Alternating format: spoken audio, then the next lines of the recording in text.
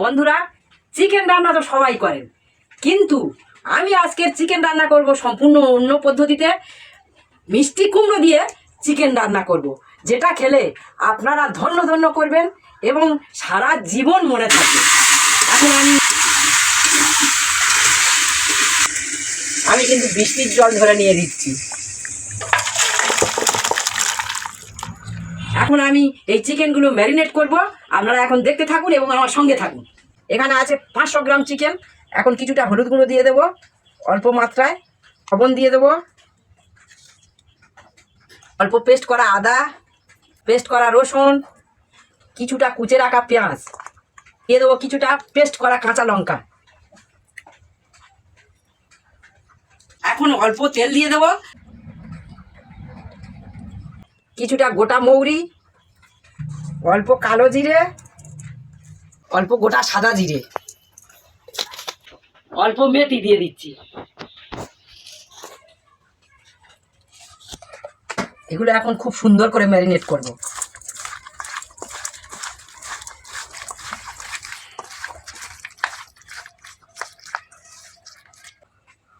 এগুলো এখন আমার ম্যারিনেট করা হয়ে গেছে। কিছুক্ষণের জন্য, আধ ঘন্টার জন্য ঢাকা দিয়ে রেখে দেবো।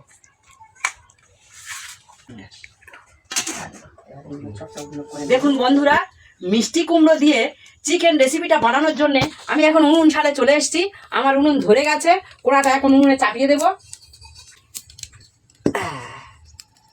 কড়া গরম হয়ে গেছে, কড়াতে একটু তেল দিয়ে দেবো, হলুদ গুঁড়ো, অল্প লবণ, এটা ধুয়ে রাখা মিষ্টি কুমড়োগুলো দিয়ে দেবো।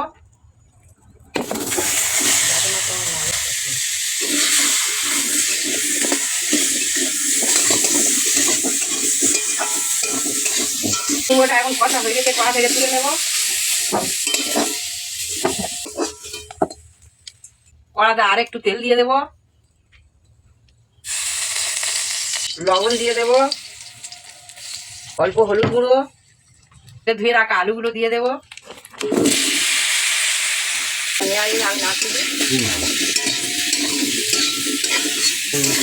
বন্ধুরা, আমি আলুগুলো কষে নিচ্ছি, অল্প তেলেই রান্নাটা করছি, আপনারা দেখতে পাচ্ছেন। আলুগুলো কষা হয়ে গেছে, এখন তুলে নেব।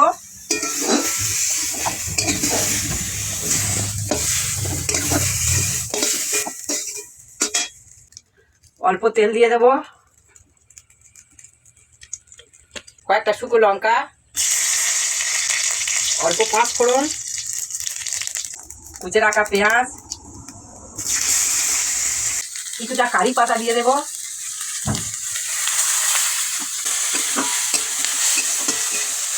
কুচে রাখা টমেটো,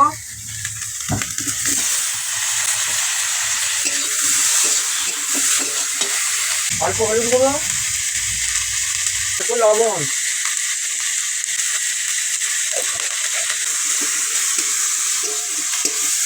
পেস্ট করা আদা, পেস্ট করা রসুন, কয়েকটা তেজপাতা। এবারে রান্নার মেন উপকরণ, ম্যারিনেট করা চিকেনগুলো দিয়ে দেবো। এরকম অল্প তেল মশলাতে রান্না করলে খেতে যেমন সুস্বাদু, স্বাস্থ্যকরও বটে।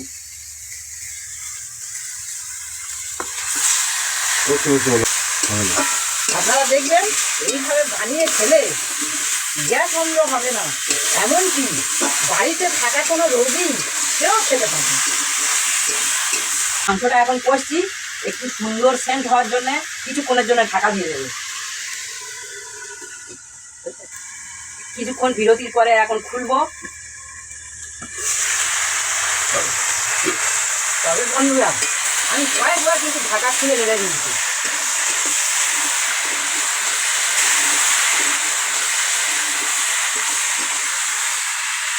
খুব সুন্দর সেন্ট বেরোচ্ছে। এবার দিয়ে দেবো কষে রাখা আলু এবং মিষ্টি কুমড়ো।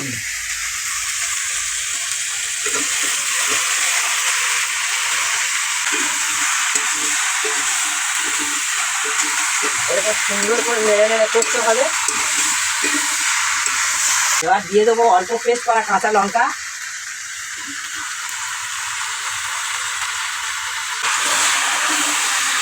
সুন্দর করে কষে নিয়েছি, এবার জল দিয়ে দেবো। আমি কিন্তু বৃষ্টির জল ধরে নিয়ে দিচ্ছি। একটু নেড়ে দেব।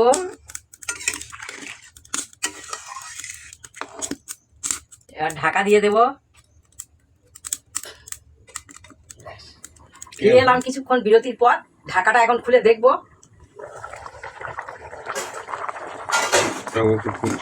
এই দেখুন টকবক করে ফুটছে, খুব সুন্দর সেন্টও ছুটেছে।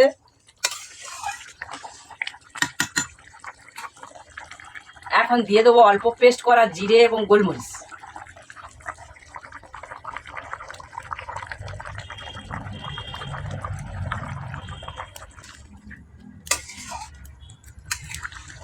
আবারও কিছুক্ষণ ঢাকা দিয়ে দেব।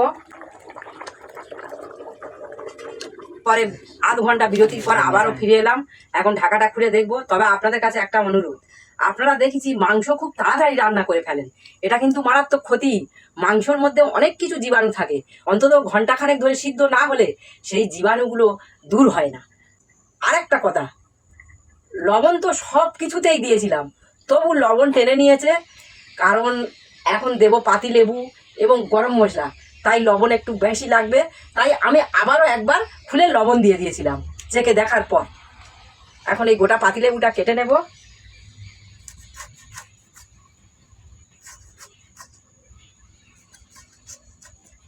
ঢাকাটা খুলছি এখন। খুব সুন্দর তো গন্ধ বেরিয়েছে, দেখুন বন্ধুরা কত সুন্দর দেখতেও হয়েছে। এখন লেবুটার রস চিপে দিয়ে দেব।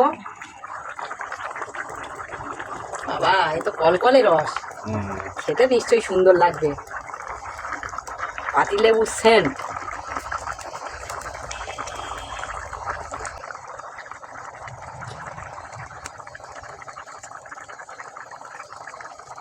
সর্বশেষ দিয়ে দেব পেস্ট করা গরম মশলা, এলাচ, লবঙ্গ এবং দারুচিনি।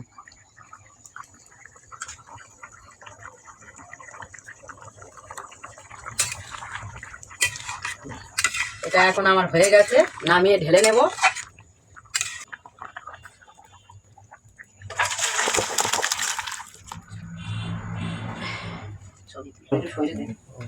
আরে তো মাংসের তরকারি করলে, হ্যাঁ এটা আবার কি বানিয়েছো? এটা মাংসের চপ। তুমি এটা নিয়ে ভিডিও করলে না? আরে বাবা দেখ না খেয়ে কেমন লেগেছে, তবে তো ভিডিওটা করবো পরের বার। বন্ধুরা আজকের ভিডিওটা দেখো, মাংসের তরকারি হয়েছে, চিকেন রান্না হয়েছে আজকে, তার সঙ্গে সঙ্গে গরম গরম চপ, মাংসের চপ। বন্ধুরা এই ভিডিওটা পরে দেখতে হবে তোমরা, যদি বা এই ভিডিওটি লাইক কমেন্ট করো তাহলে পরে আমরা এই ভিডিওটা দেখাবো। তরকারি কথা দেখা যাক বন্ধুরা। দেখ তো বাবু, কম তেল মশলায় মাংসটা কেমন হয়েছে। আরে আমি তো বেশি তেল দিই না, দেখেছিস তো। আমার রান্না সত্যি কথা বন্ধুরা, সবাই তো শুধু ঝাল নুন ঝাল কারিকর দিয়ে মাংস রান্না করছে, আমার মা রান্না অদ্ভুত বন্ধুরা, খেলে বুঝতে পারবেন। রান্না দেখেছেন, এবার আমি খাই, দেখুন কেমন লাগে। সেন্টটা বেরিয়েছে রে বাবা, আর কি বলবো, খেয়ে বলা যাবে কেমন আছে। প্রথমে একটু মাংস নিলাম, বড্ড গরম, একটু আলু নিলাম, একটু কুমড়ো নিলাম। তুই কাটতে পারছিস না, কেটে দেবো নাকি? ঠিক আছে বন্ধুরা, খাওয়া শুরু করি। খাওয়া শুরু করি বন্ধুরা।